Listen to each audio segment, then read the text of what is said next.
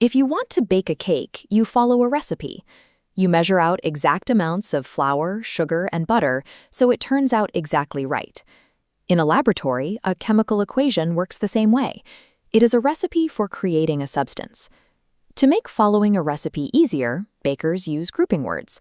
If the cookbook calls for a dozen eggs, you know to grab 12. It is a convenient way to count items without having to think about each one individually. Chemists have their own version of a baker's dozen to help them measure ingredients. It is a specific grouping unit called a mole. Look at this recipe card showing the chemical equation for water. We need 2 parts hydrogen to react with 1 part oxygen. But here is the problem. You cannot pick up these parts with your hands.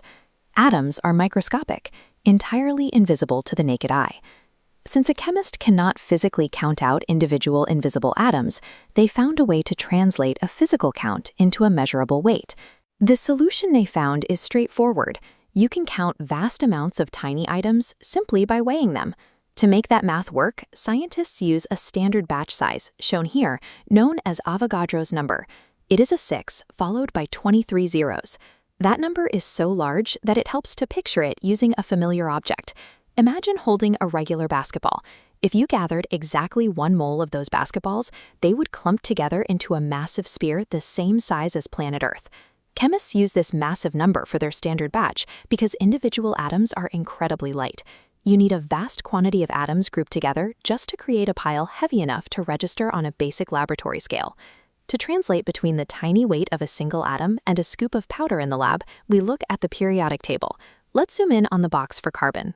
This number at the bottom shows us that a single atom of carbon-12 has a weight of exactly 12 atomic mass units. This relationship is called molar mass. If you gather exactly 1 mole of those carbon-12 atoms, the label simply switches from atomic mass units to grams. A mole of carbon-12 weighs exactly 12 grams. We can use a formula to find the number of moles in any pile of powder. You take the mass you have and divide it by the substance's molar mass. Let's apply this to a real scenario. If you have a 24-gram pile of carbon dust, you divide that 24 by carbon's molar mass, which is 12. 24 divided by 12 equals 2. Your pile contains exactly 2 moles of carbon. Molar mass is the tool that allows a scientist to weigh a pile of powder and instantly know how many billions of atoms are inside. Now we can complete our water recipe. Remember, we need exactly 2 parts hydrogen and 1 part oxygen to make it work. It is tempting to try and measure out this recipe by weight alone, such as mixing 2 grams of hydrogen with 1 gram of oxygen. But watch this scale. Oxygen atoms are inherently much heavier than hydrogen atoms. A gram of oxygen contains far fewer atoms.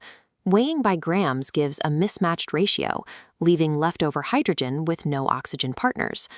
By converting your target grams into moles first, you are counting the actual pieces.